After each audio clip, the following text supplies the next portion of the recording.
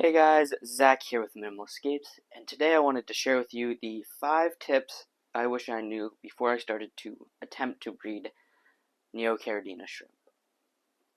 Now, these are a variety of things, these are things that I think are going to help you guys be successful in breeding shrimp, and I find I really enjoy neocaridinas, so I figured some of you might as well, and there's lots of types. There's your blues, your greens, your yellow, your reds, they come in all sorts of colors.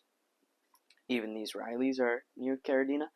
So there's lots of difference out there, so I figured I'd share some tips on how you might be able to breed them.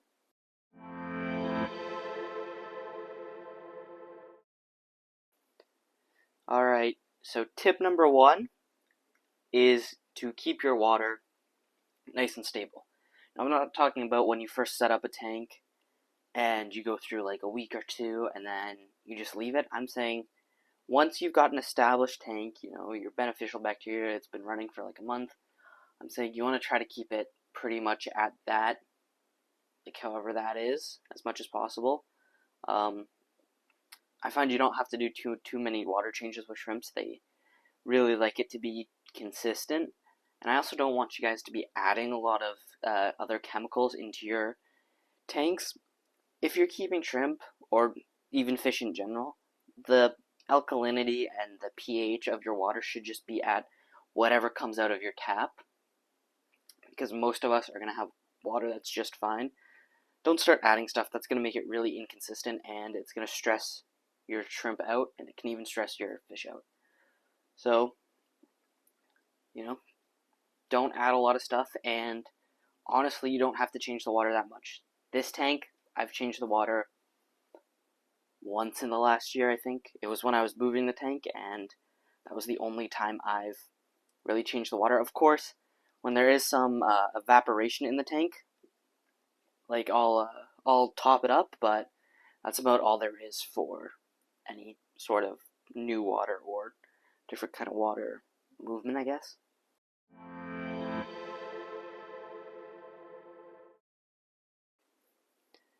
Alright, now tip number 2 is you want to have a way to introduce calcium into your system without putting a bunch of additives in. So if you're keeping shrimp, chances are you're probably into scaping, or you've got some plants or something, or you've gone to the store. I would recommend to introduce calcium is these Sirius stones, or any other stone that's like this. They are a limestone base, so that means that there's calcium naturally in them, and I find that this just helps the shrimp with like molting, because their exoskeletons are mostly calcium, so it just helps keep them nice and strong. And once you've put the rocks in, they slowly start to dissolve, so even like this gravel here will slowly start to dissolve. Obviously, it's not at a rate that you're going to really notice, but there's just enough calcium kind of coming off of these rocks that the shrimp are kind of able to absorb it and, use it for their skeletons, or exoskeletons, I should say. And it also doesn't alter the water pH or alkalinity too much, because it's slowly releasing and it's at a level that you wouldn't even be able to notice.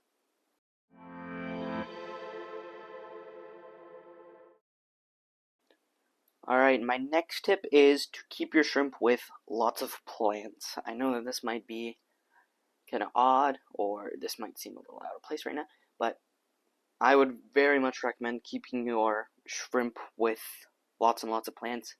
I've just found that they act a lot more natural, and they feel much more comfortable. I believe it's because the plants provide cover and kind of hiding for them, so they're a lot less stressed out, I've found, when you've introduced plants.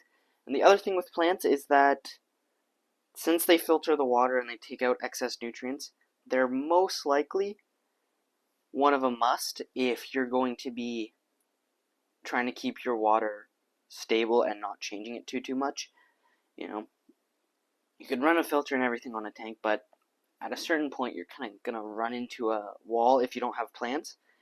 Plants just make it much easier, and you're also going to probably enjoy growing the plants with the shrimp as well, because you're going to be able to take them from that tank and put them in a bunch of other tanks as well. But, plants help also clean up the waste after the shrimp. This way you don't have to change the water every, week or 2 weeks if it's just shrimp. And it really helps just bring the system full circle, I find.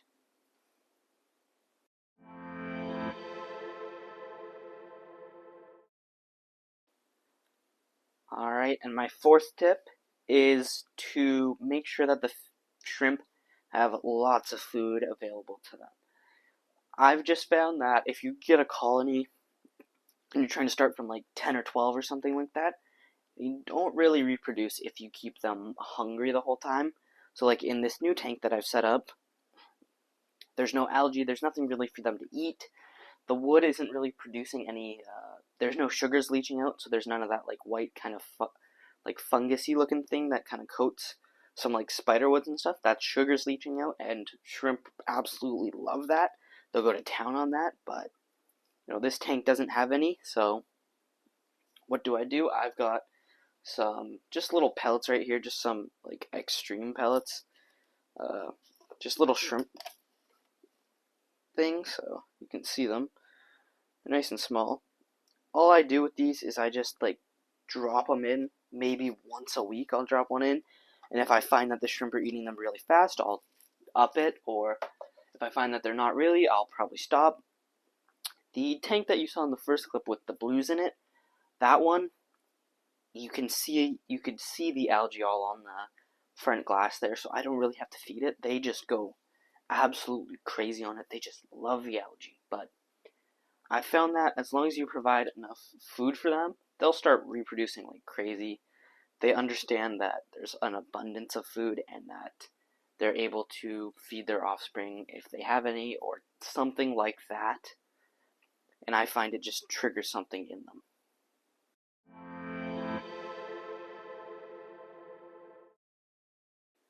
Alright, and my fifth and final tip is if you're really, really trying to breed shrimp, then I would recommend keeping your breeding tank or wherever you're trying to keep the shrimp to breed them separate from any fish, right? You can be successful with breeding them and having some small fish. I used to have some amber tetras in here that got along with these little oranges quite well, but I never really saw any breeding from the shrimp until the embers were out of this tank. And now the population of shrimp has really exploded. Shrimp are already small enough as is, so if you do have a bigger species of fish, if they get them, like even a beta fish will try to take down a shrimp. But the shrimplets are even smaller than that. I doubt. You can kind of see one on this rock here. Like that's really, really small compared to like an adult, which is like this big orange one or that red one that you saw. So it gets kind of hard to get the vast number of shrimp that you might be looking for if you are keeping them with fish. Like here, even look at these two. I've got two bluegrass guppies in my long one, and they're just always hungry. They've had little babies. You can kind of see babies swimming around. That's a Cory. See that there's tons of fish in there. Those guys are always hungry. They're always looking for their next meal, so just be careful with your shrimp with them because they will take any babies. So, if you want to breed them in a separate tank if you can. I know that's not always an option, but try to breed them in a separate tank, and then you can put the adults in a tank with fish like that, and keep some other adults in a separate tank and breed with those and have them as a cleanup crew in another tank. It's all about balancing and really just finding something good. Obviously, these tips are meant to help you. They're not absolutes. They're just what I've found has worked for me. They might not work for you, or you might find something else better that works, but hopefully they kind of give you a rough guide to how you should start it out. Alright guys, so that's it for this video. Hopefully you found these tips interesting, good.